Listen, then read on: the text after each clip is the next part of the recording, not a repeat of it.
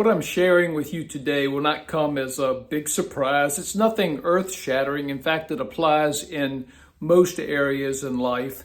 And that is the fact that cooperation is important to successfully reach the culmination of your real estate transaction. Cooperation and some give and take.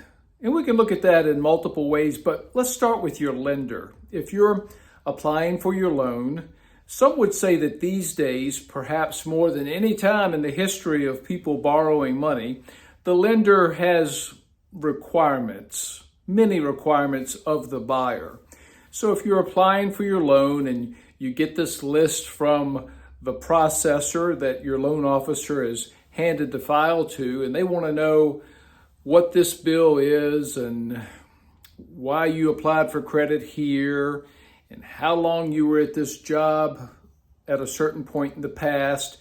And it seems overwhelming, this list of things. And you're thinking, why don't you just give me the money? I'm good for it. Look at my credit. My credit is excellent, and I'm putting 50% down. Sometimes that really baffles people, how they're putting so much money down and the lender still wants all this information.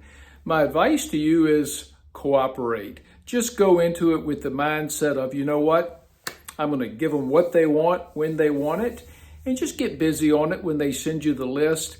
And if you do that, just knowing that that's part of the process, part of the game you have to play to get where you want to go, you'll be a lot better off than wondering why and complaining about it, so to speak.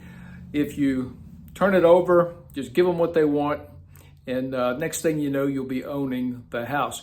Give and take's important too when you're selling a home. Well, even when you find a buyer, or if you're trying to buy a house and you make that offer, there's some negotiation that goes on. And if you go into it with the idea, well, I'll give them a little something of what they want if they in return will give me something of what I want. What doesn't work as well is just taking that hardline stance like, this is it, take it or leave it, and I'm on my way. Now, if you don't really want the deal to work out, it's not that important to you, there's nothing wrong with approaching it that way.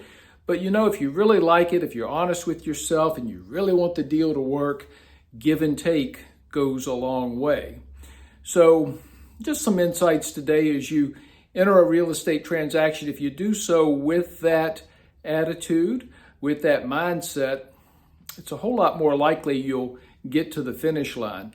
Not only that, but people will want to work with you, realizing you have that spirit about you. And to my fellow realtors, same thing. There's realtors in every community that other realtors would rather not work with because he or she just feel like they've got to be so tough to impress their clients that they draw these hard lines and they're difficult to work with.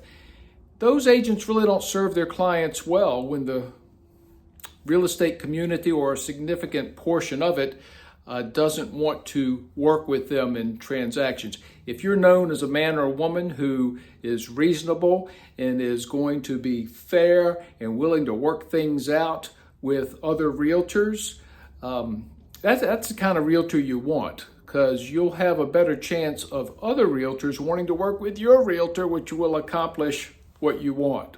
So, little insight today. Again, nothing you don't already know to be true, but something that we all, including myself, need to be reminded of from time to time.